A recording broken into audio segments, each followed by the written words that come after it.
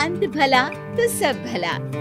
रोली की शादी उसके माँ बाप एक आलसी लड़के से करा देते हैं। चलो, रोली की शादी हुई और हमने गंगा नहाई। और क्या, बेटियां तो होती ही है बोझ। हाँ, पर अब क्या चिंता, उतार तो दिया बोझ तुमने, अब वो लोग समझे।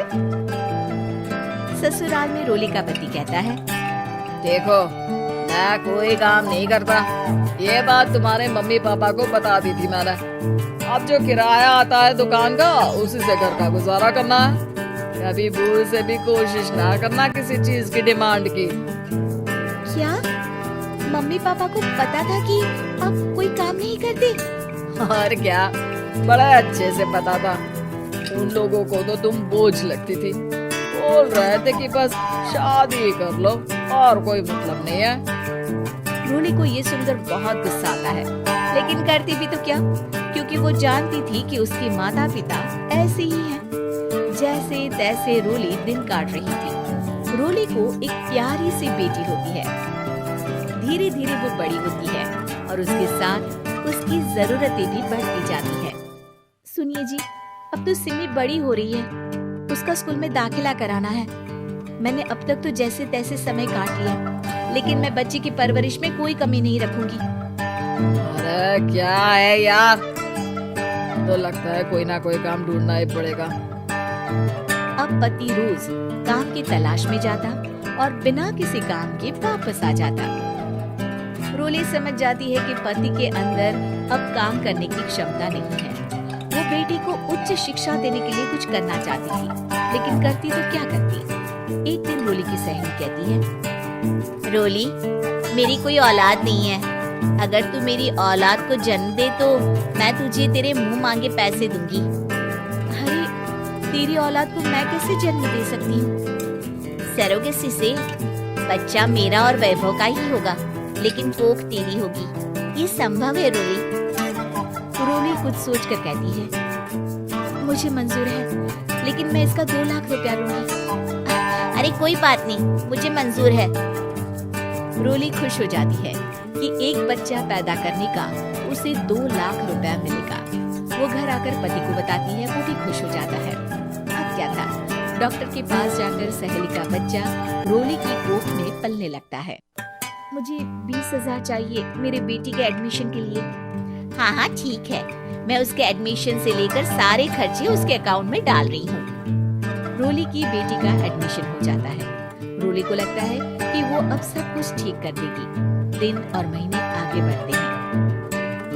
अब एक दिन, एक बात कहूँ जी, काश इस बच्चे को मैं रख पाती। मैं अब इससे काफी जुड़ गई हूँ। अरे यार, पता नहीं किसका बच्चा है, अपने पास है ना अपनी मुन्नी। हाँ, लेकिन अब मैं भी इस बच्चे से जुड़ाव फील करने लगी हूँ। लेकिन मैं ये जानती हूँ कि ये मेरा बच्चा नहीं है। दोनों की जिंदगी ठीक चल रही थी, लेकिन कहते ना कि सुख का पल ज्यादा लंबा नहीं होता। एक दिन रोली की सहेली का फोन आता है। रोली, मुझे अब ये बच्चा नहीं चाहिए, मैं अपने पति को छोड़ रही हूँ। अरे लेकिन मुझे पैसों की जरूरत है, बच्चा तुम्हारा है, मैं क्या करूँगी? सहेली बिना कुछ बोले फोन काट देती है, फोन स्विच ऑफ कर देती है। लेकिन रोली के जीवन का तूफान यही नहीं रुकता। रोली, मैं इतना भार नहीं उठा सकता। आज पढ़ाई का पैसा मांग रही हो, कल को शादी, कॉलेज और पता नहीं क्या क्या। मैं तुम्हें छोड़ रहा हूँ, अपनी बच्ची उठाओ और निकलो इस घर से। अरे पर मैं कर तो रही हूँ ना बच्ची के लिए काम, आप आराम से रहिए ना। क्या काम कर रही हो? देख रहा हूँ मैं। ये छोटा शहर है, यहाँ लोगों को बात बनाते वक्त नहीं लगता। तो मैं क्या करूँ? ज्यादा पढ़ी लिखी नहीं हूँ, कैसे घर के खर्चे चलाऊं? और आप तो काम करना ही नहीं चाहते। हाँ, ना चाहता हूँ और ना ही करूँगा। रोली को पति की बात पर काफी गुस्सा आ जाता है। ठीक है, अगर मेरे जीवन में संघर्ष लिखा है तो वही सही। इस वक्त पति होने के नाते आपको मेरा साथ देना चाहिए था, लेकिन नहीं, आपने तो इस हाल में मुझे घर से बाहर निकालने की बात कह डाली। देखो, ये सारी फालतू की बातों के लिए वक्त नहीं है मेरे पास। रोली, जिसकी कोख में किसी और का बच्चा था और साथ छोटी सी बेटी, पति का घर छोड़कर रास्ते पर आ जाती है। रोली के पास मायके के सिवा दूसरा कोई रास्ता नहीं होता। अरे रोली कैसी है? कितने दिनों के लिए आई है? हमेशा के लिए माँ। वो माँ को सारी बात बता देती है। ओए लड़की, इतनी हिम्मत का काम कर लिया। अरे ना ना, यहाँ कोई जगह नहीं है। तुम तो अपना बोरिया बिस्तर उठाओ और निकलो यहाँ से।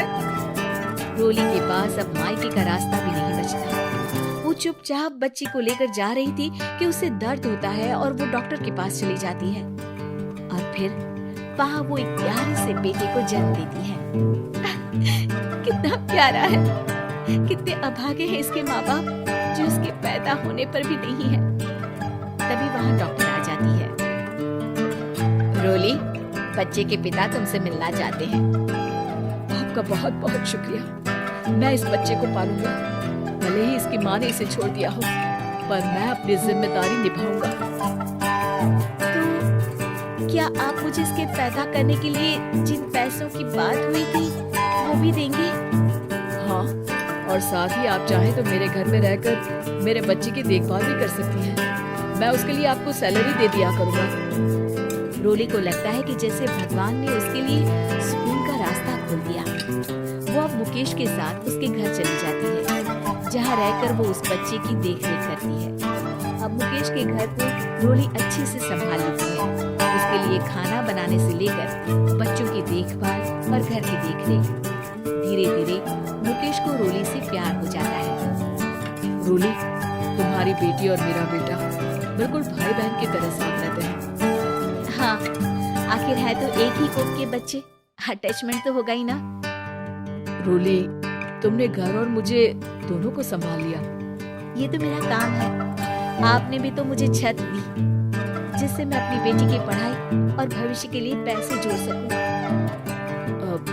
रोली, क्या तुम मुझसे शादी करोगी?